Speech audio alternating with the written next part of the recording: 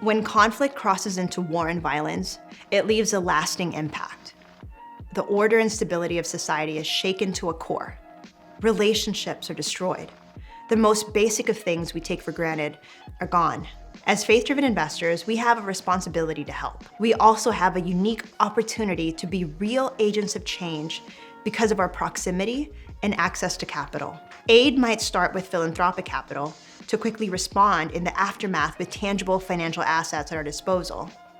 We can partner with a wide range of ministries that specialize in relief and getting funds to those who need it most. Communities that are exiting crisis need a different form of funding once immediate relief is provided. They need intentional, long-term, committed capital invested in partnership that helps a community to rebuild. Where can we create lasting change and transformational opportunity in the midst of brokenness?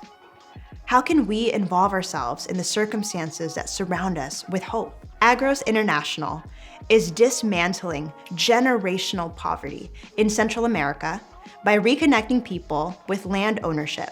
And it all began in response to the horrific civil war and fighting that was happening in Guatemala in 1982.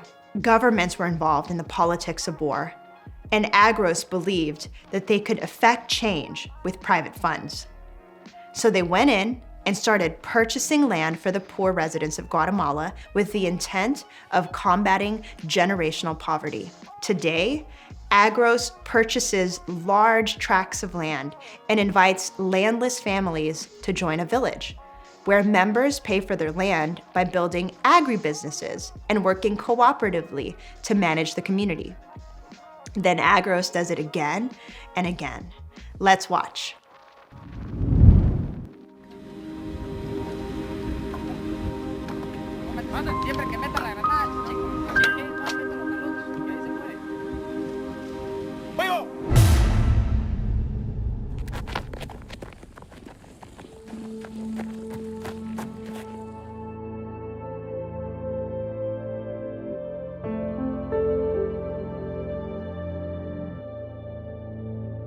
This was back in 1982. I was still a relatively young lawyer trying to make it in the law practice, support a family. And one Friday night here in Seattle, I went to a church service and heard a speaker called Juan Carlos Ortiz. And I just distinctly remember how he stopped in his tracks and talked about having read in the newspaper that morning that the United States government was sending hundreds of millions of dollars to the Central American countries to buy weapons. There were civil wars going on, very brutal civil wars, in Guatemala, El Salvador, and Nicaragua, and they were all about land. And he said, what a shame, because with that kind of money, you could buy up all the land in Central America for the poor. For the poor people in the Central American countries, land is at the foundation of economic well-being. So if you own your own land, there's hope. Went home that night and wrote a concept paper, just various ways of obtaining land for the poor. I had friends who said, why don't you help the poor in Seattle? Aren't there enough poor people in Seattle to help? Why would you want to go to Guatemala? But I had a bit of what Jeremiah wrote about, this fire burning in his bones. That's what I felt. This is an idea I could not get rid of. It pursued me. I couldn't get it out of my mind.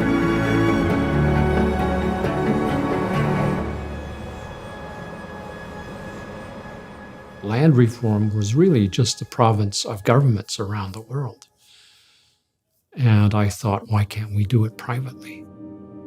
In our first trip to the Shield Triangle, the indigenous people that I met had fled the violence. The poverty was generational, not just a few generations. This was poverty going back hundreds of years to the time when the Spanish conquistadors came in and took land, vast swaths of land away from the indigenous peoples. That kind of poverty creates a sense of despair. that is unspoken but always present. And we had to defeat that despair in people.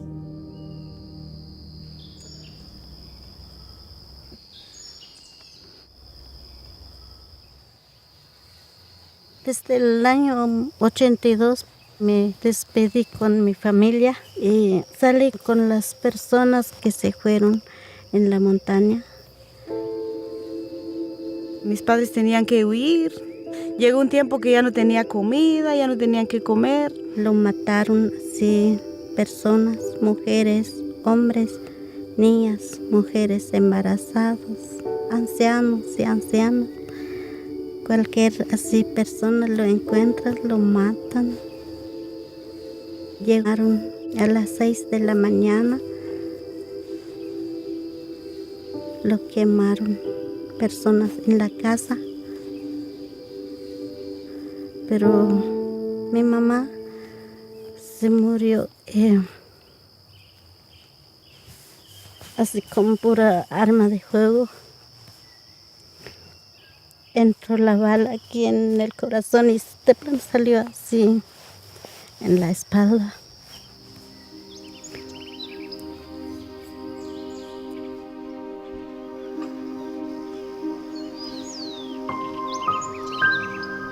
La violencia fue muy duro. Muchos paisanos nosotros se murieron. Gracias a Dios vivimos. Nitekwaltu Dios tileksating indan yekwatip al. Solo oración no mane, solo oración no mane.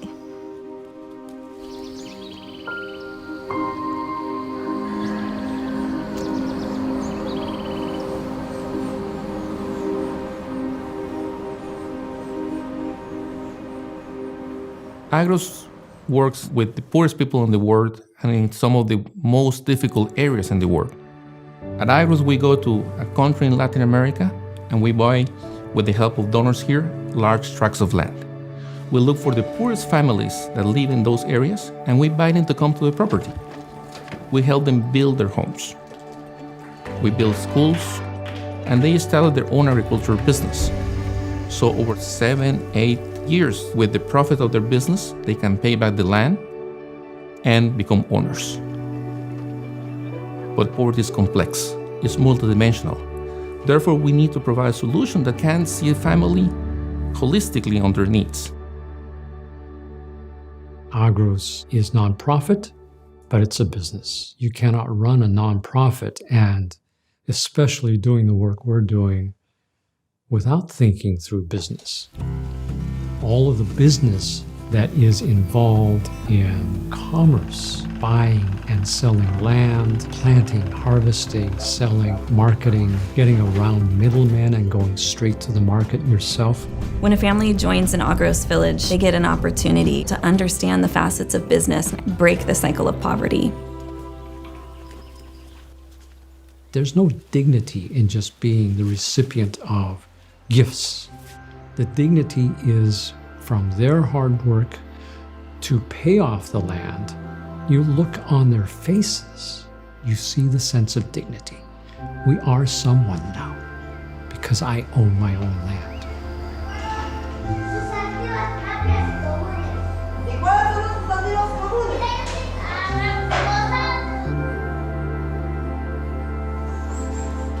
Agros is going after Jesus's call to love the poor. And in this case, love isn't just send your money. In this case, love is coming alongside to support the individual and the family in really envisioning a better future for themselves. Yo nací en una aldea muy lejana, que ahí solo mi papá solo tenía un terreno pequeño, solo es un poquito el terreno. Y ahí él no tenía un trabajo, no tenía mucho terreno para sembrar, luego cosechar.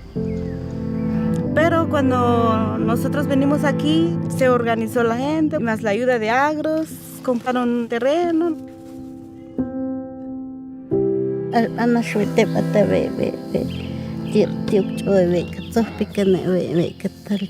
Entonces,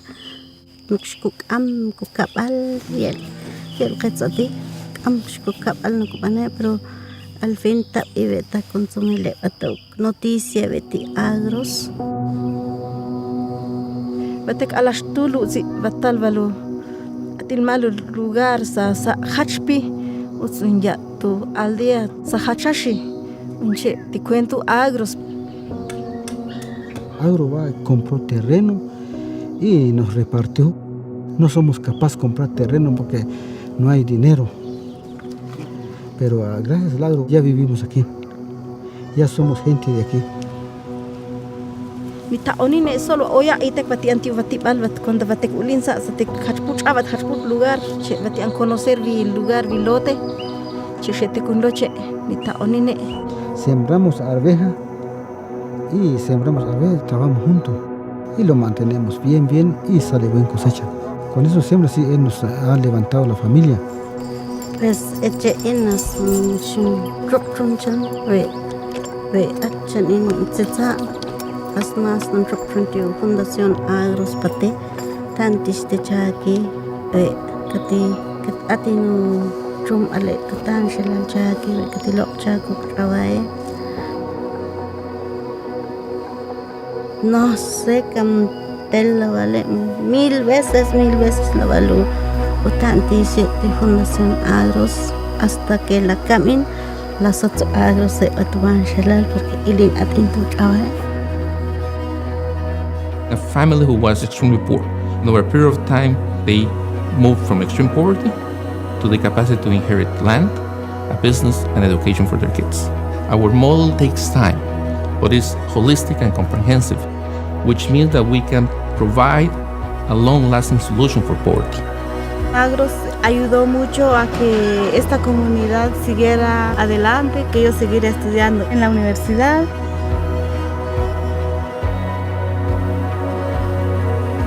Ocho ya minchos primero.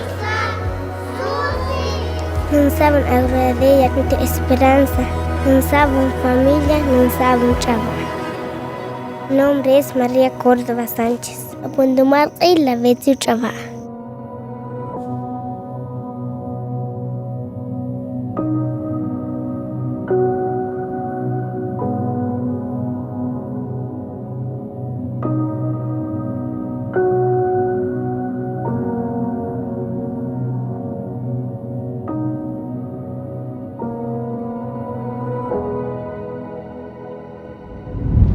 War is horrific on so many levels, and it lays waste to communities, cultures, businesses, and lives. It would be easy for us to simply throw up our hands thinking war and its effects are just too big of a problem for us to solve. It is. War is too big of a problem for us to solve on our own. But with God, all things are possible. And in partnership with like-minded investors and entrepreneurs, we can use the financial resources entrusted to us to break through and make a real difference in the world, even in war-torn countries we often only see on the news. It's not easy, but it is possible if we're willing to fight to make it happen. On the Faith Driven Investor website, you can find a list of resources to take action. Be sure to consult your advisor as you explore if this is the best fit for you. Another opportunity is to connect and partner with like-minded faith-driven investors who share a passion to solve one of these injustices, sharpening each other through content, conversation, and diving into a community of like-minded investors that might deploy capital to solve these problems. If you're not currently connected to a group of peers and fellow believers, go to faithdriveninvestor.org to find one that fits your needs and schedule. See you next time.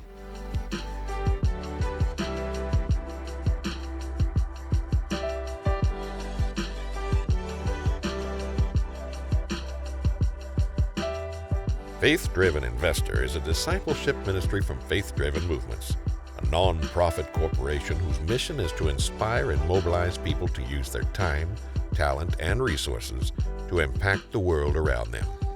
The materials are for informational purposes only. All investing carries risk, so be sure to consult an advisor before making any investment decisions. Hosts and guests may maintain positions in the companies and securities discussed. For all other questions, please visit faithdriveninvestor.org.